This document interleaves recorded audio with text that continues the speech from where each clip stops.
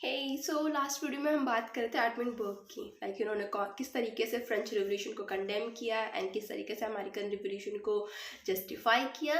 Now in this video we will be looking at Adam Smith. He is a very famous person, like you will be enjoying his work as well, right? Because I was kind of into Adam Smith. Like, he is very good in political philosophies and economic philosophies as well.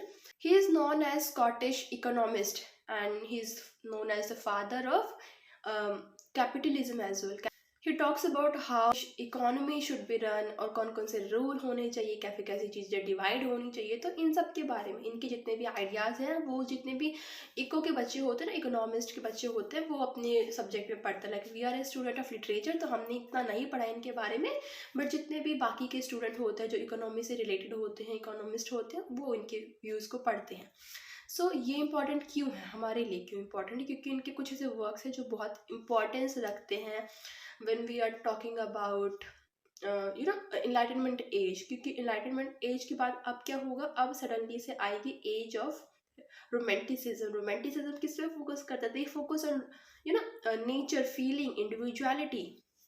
Enlightenment focus करता था reason पर, rationality पे, logic होना चाहिए। All right, सो economics क्या है? कहीं ना कहीं इंडस्ट्रियल रिवोल्यूशन से कनेक्टेड है।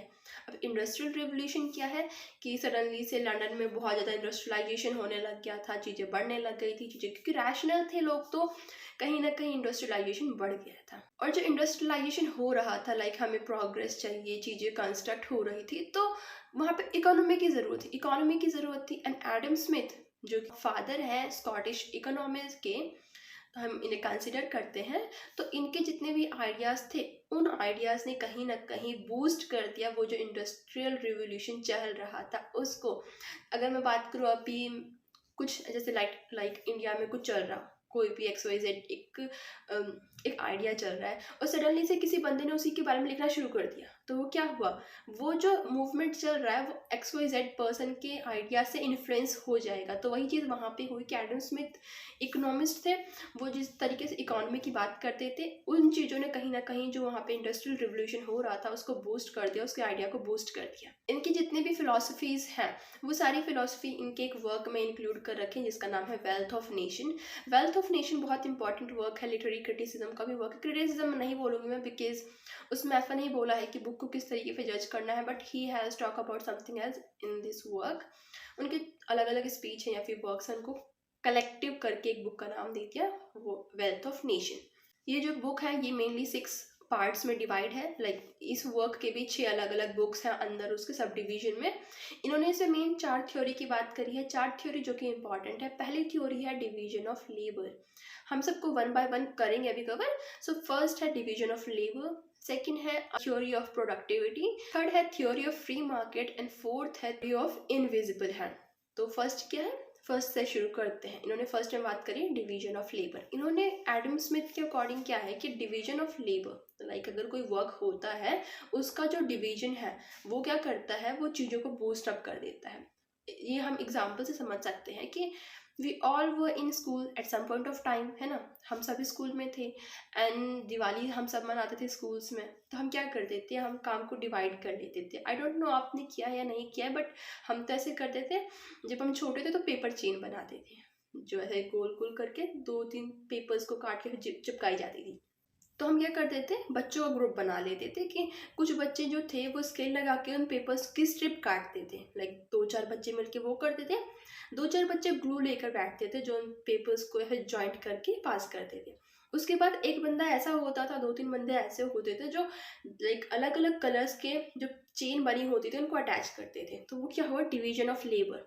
एडम स्मिथ के अकॉर्डिंग ये जो थ्योरी है वो इन्होंने दी है, इनके अकॉर्डिंग क्या है? डिवीजन ऑफ लेबर, कि जब हम काम को बांट कर करते हैं, अगर हम 5 लोग हैं, हम पांचों लोग एक एक प्रोसेस को ले लेते हैं, तो जो काम की जो स्पीड है वो बढ़ जाती है।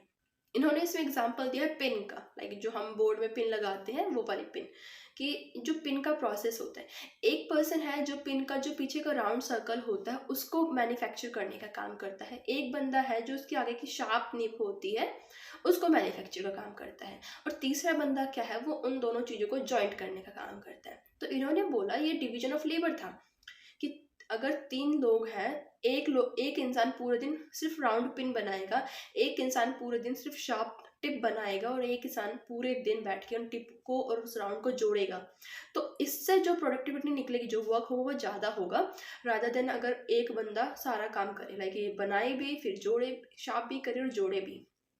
तो इन्होंने क्या कहा कि इस तरीके से जो राउंड बनाने वाला है उसके अंदर एक स्पेशलिटी आ जाएगी कि वो राउंड बहुत अच्छा बनाता है।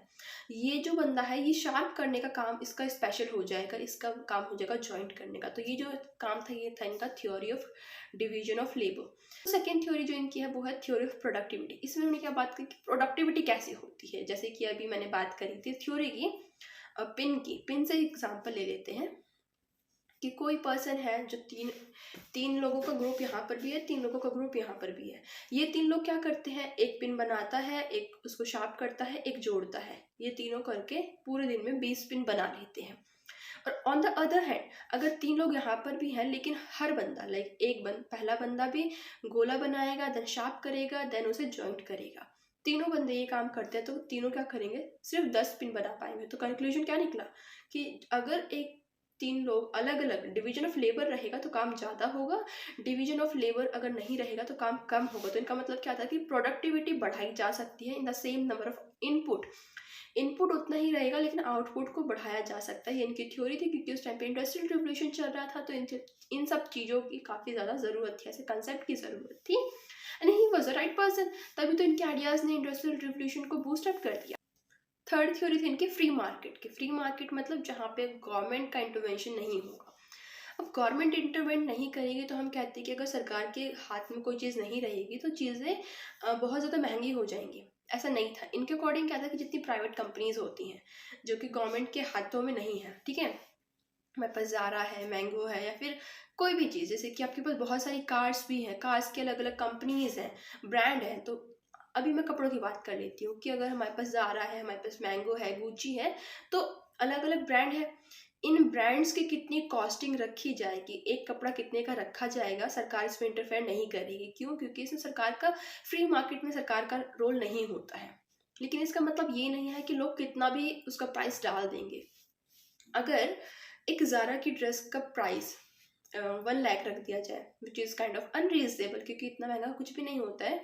तो अगर ज़ारा की ड्रेस का प्राइस 1 लाख रख दिया गया तो लोग उसे नहीं खरीदेंगे, लोग उसे नहीं खरीद के कोई और ब्रांड खरीदना शुरू कर देंगे। तो धीरे धीरे क्या हुआ, ज़ारा कहीं ना कहीं मार्केट से निकल जाएगी। या तो इस टाइम पे ज़ारा को क्या करना पड़ेगा, अपना प्राइस कम करना पड़ेगा, या फिर ये शट डाउन हो जाएगी। तो क्या है कि सरकार कुछ इंटरवेंट नहीं कर रही है, लेकिन फ्री मार्केट है। फ्री मार्केट ऑटोमेटिक तरीके से ज़ारा को अपनी स्ट्रेटजी बदलनी पड़ेगी। क्यों? क्योंकि जो कस्टमर है उसके पास जा ही नहीं रहे, कस्टमर नहीं जाएंगे, या तो शट डाउन हो जाएगी या तो वो अपनी पॉलिसीज बदलेंगे। और कस्टमर के पास क्या है, उनके पास बहुत सारी चॉइसेस है, वो किसको पिक करना चाहते हैं, उनके पास वो चॉइस है, फ्री मार्केट है। और वहीं अगर मैं ये बात करूँ कि ज़ारा के जो प्राइस हैं वो लोगों को रीजनेबल है, रीजनेबल तो नहीं है वो सबको पता है, लेकिन मैं बस एक एग्जांपल दे रही हूँ कि ज़ारा अगर लोगों को खुश कर रहा है, लाइक अगर वो पैसा ले रहा है तो वो लोगों को वो क्वालिटी प्रोवाइड कर रहा है, और जब तक लोग उसकी क्वालिटी से सेटिस्फाई है, वो खुश है, तब तक क्या है, ज़ारा की जो कंपनी है वो अच्छे से फ्लॉरिश करेगी। तो इससे क्या हुआ कि कोई इंटरवेन नहीं कर रहा है, लेकिन फिर भी जो प्राइस है, जो एक कपड़े का प्राइस है वो लेवल पे रहेगा। बहुत महंगा होगा, लोग नहीं खरीदेंगे। अगर ज़ारा अपने कपड़े को 100 रुपये में कर दे कि 100 रुपये में और टॉप ले जाओ, अब क्या हुआ कि 1000 of people they want to try it, they want to purchase it, लेकिन वो 1000 लोगों की जो डिमांड है वो ज़ारा की कंपनी अफोर्ड नहीं कर सकती, फुलफिल नहीं कर सकती। क्यों? यार इतने तो उसके पास लेबर नहीं होंगे, इतने में तो उसको प्रॉफिट ही नहीं होगा। अगर प्रॉफिट नहीं होगा तो क्या होगा, वो फुलफिल नहीं कर पाएगा नीड को, तो क्या होगा, तो क्या है कि वो प्राइस बढ़ा देगा। तो क्या है, फ्री मार्केट है, फ्री मार्केट है, लेकिन फिर भी उसका एक प्राइस का एक स्टैंडर्ड होगा। ये नहीं है कि बिल्कुल लो कर दे, क्योंकि लो कर देगा तो उसका बेनिफिट नहीं होगा और जितने भी लोगों की नीड है वो कंप्लीट ही नहीं हो पाएंगे, क्योंकि सबको फिर ज़्यादा ही चाहिए।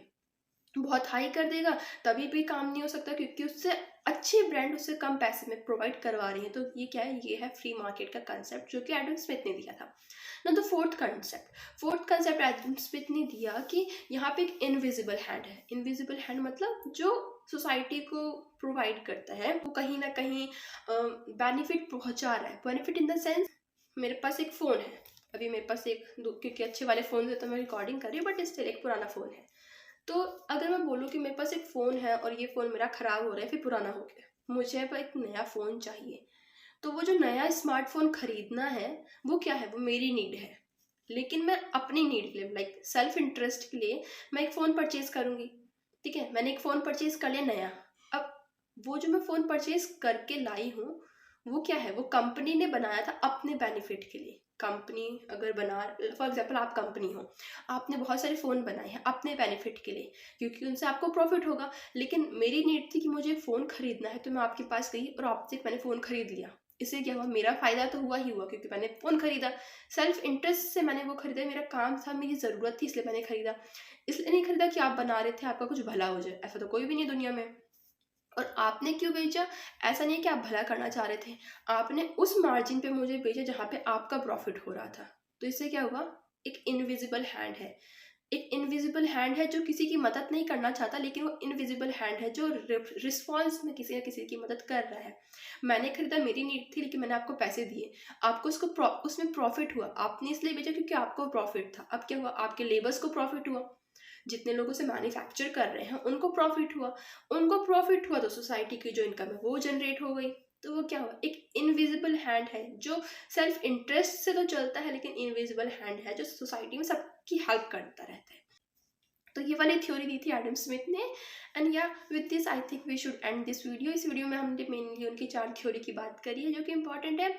डिवीजन ऑफ लेबर, प्रोडक्टिविटी की थ्योरी, इनविजिबल हैंड की, फ्री मार्केट, ये चारों चीज़ें आपको पता होनी चाहिए अगर आप एडम स्मिथ की बात कर रहे हैं। Alright, so I'll see you in the next video. You can subscribe my channel as well if you think that the video is good enough for you, and hit the bell icon as well ताकि जब भी मैं कोई नई video डालूँ आपको उसका notification मिल जाए। And yeah, I'll see you in the next video. Bye bye.